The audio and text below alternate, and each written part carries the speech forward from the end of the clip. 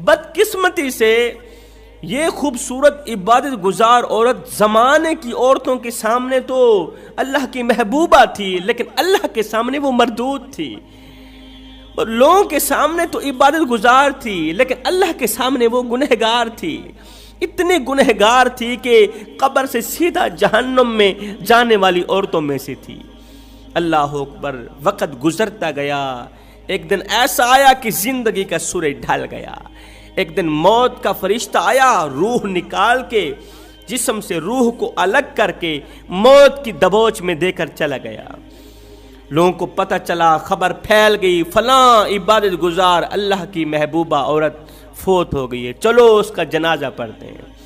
اس دور کے نبی کی شریعت کے مطابق جب اسے غسل دیا گیا تو غسل دینے والی عورتیں رونے پر مجبور ہو گئیں. استغفر اللہ